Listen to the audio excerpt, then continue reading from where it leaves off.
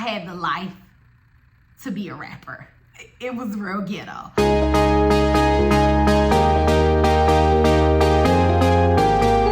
Hey guys, welcome to my YouTube channel. It's March, it's Women's History Month, and I'm going to tell you all how I made history in my family. Hopefully these 3 things will inspire you to make history in your own family. Let's get started. Okay, so let me start off by saying this. These 3 things that I did were not supposed to happen. According to statistics, I shouldn't have done any of these things. According to statistics, I should have been in the hood, no money, living on welfare, all of those things. But baby, let me tell you, none of that is happening. None of that is true. I overcame all the obstacles that were thrown at me. First thing I did, I wrote a book. And not only did I write the book, I self-published the book. I always wanted to write. I can even think all the way back to middle school. I would enter into poetry contests and I would actually place.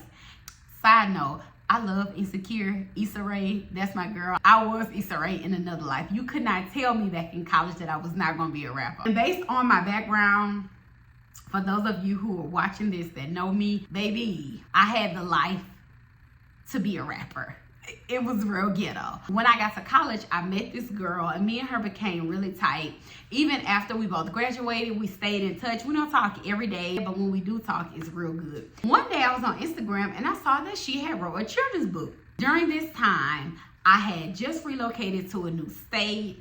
If I see it, I can believe it. You know what I'm saying? So if I see that someone has done it, especially someone that I know, then I can do it too, whatever it is. I've always had that sort of faith in myself. When I saw that she wrote a book, I said, oh, well, Maya, you can write a book. So I wrote the book. Now, it wasn't as easy as, oh, just write the book, right? You have to know what you want to write about, what's the reason you're writing the book, and your audience. Those are 3 of the top things that you need to discover before you write your book.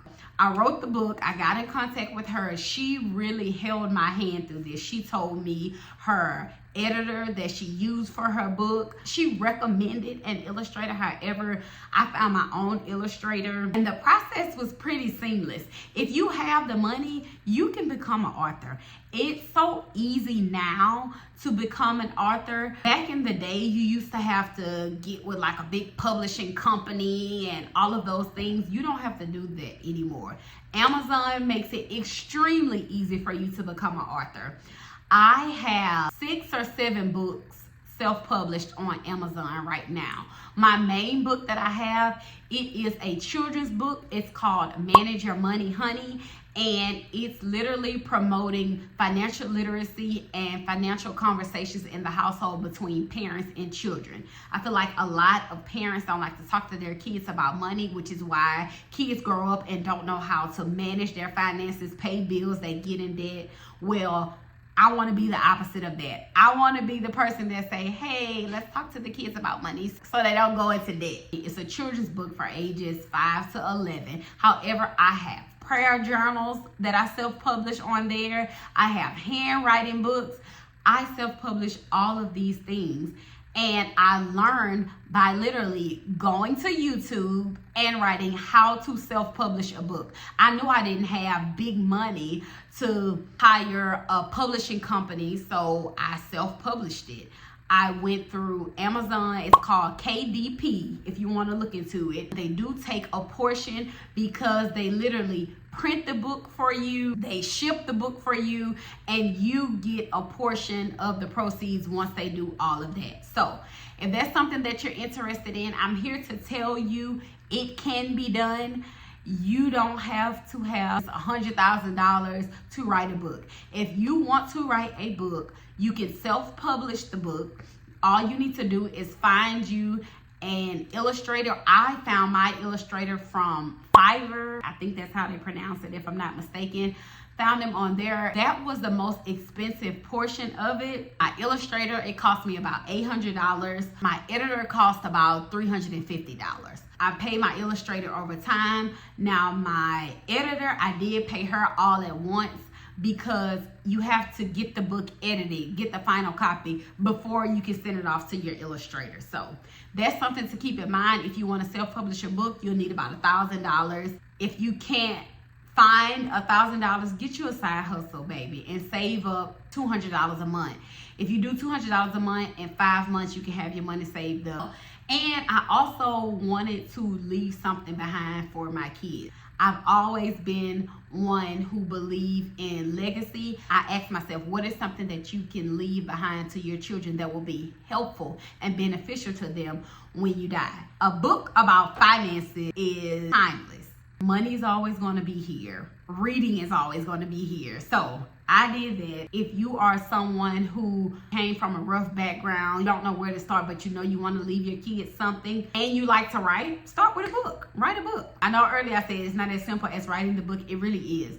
You write your book. You find you an editor to edit the book because it needs to be grammatically correct, and they have some copywriting things that you need to know as well.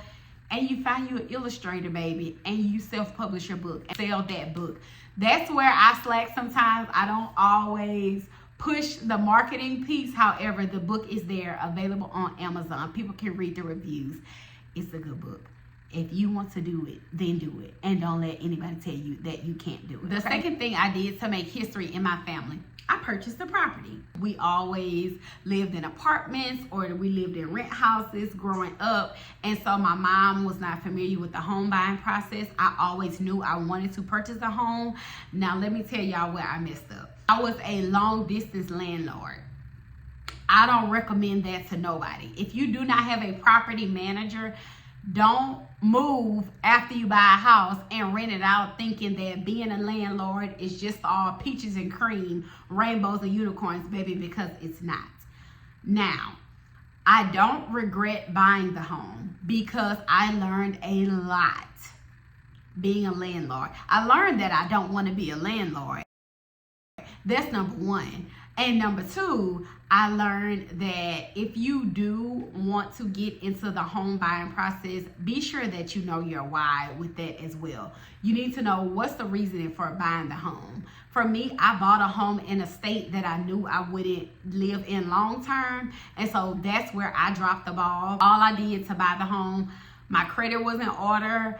I was really, really good with saving money.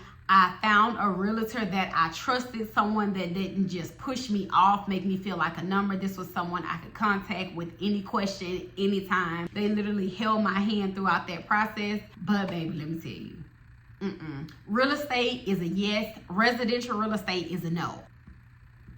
It's a lot. If you don't have a property manager, it is a lot. If you want to build wealth, real estate and investing are the top two things that you can do if you want to create wealth in America. I'm thankful that I purchased a home at an early age. Unfortunately, it was trial and error because at that time I didn't know a lot of people who had homes, and the people that I did know, they weren't willing to share their personal information. That's why I'm not a gatekeeper. Anytime anyone comes to me with any questions about anything that I've ever done, I'm willing to share. I'm really an open book when it comes to a lot of things. I know a lot of people aren't comfortable doing that. However, as you can see by my YouTube channel, I don't mind sharing. I bought the home and sold the home within a 2-year time frame. And the only reason I sold it was because I started having to come out of my personal pocket to replace things in the home, and I just wasn't in the space to do that. Make sure you do your research. Make sure you know exactly what you're getting into. Don't listen to these people on TikTok. Don't listen to these people on Instagram telling you it's so easy. Just get in and put some tenants. When those tenants tear your stuff up and you don't have the money to replace it, but you need to get someone in there because the mortgage is due, you're going to know why I'm saying this stuff. Shout out to me for taking the risk. I'm a risk taker. I don't mind putting myself out there to learn because I honestly believe experience is the best teacher. There are things that I learned from the home buying process that I wouldn't have understood it to the capacity that I do without actually going through the process myself. I got out of it. You got to do what's best for you. They had people at the time trying to talk me into keeping it. Oh, you should keep it. This is just a window. No, I had to do what was best for me and my girls. I have 2 girls that I have to think about. They are my dependents. Anybody outside of that who have not been through the process or any process that I'm going through, they really can't tell me anything. So, third and final thing that I did to make history in my family, I got married. Now, I can smile and laugh about it now because, baby, I was one of those women. Strong, independent, don't need no man. If I need one, I can just talk to a few. Whenever I feel like dealing with one, I'll deal with one. Was not willing to commit. In college, I didn't even want to be married. Growing up, all the women I saw that were married, they looked miserable. And then the ones that I would see thriving or who seemed more happier, they were single. There is power in partnership. There is power in numbers. When I made it to my 30s, it was really where I decided that I wanted to be married. I did my research on married couples, on why people get married, what do women get out of marriage, what do men get out of marriage, because there are so many lies out there about marriage and so many myths, and you literally have to decide if you want to be married. Know why you want to be married. Don't get married for anyone else aside from yourself. I decided that I wanted marriage again because I saw the power in partnership. I saw the power in legacy. I've always been one to thrive in relationships. When I'm with somebody, we're going up. We're going up, baby. We're going to the top. We can't stay stagnant. We can't go down. We can only go up. And I came from a background where my mom was never married.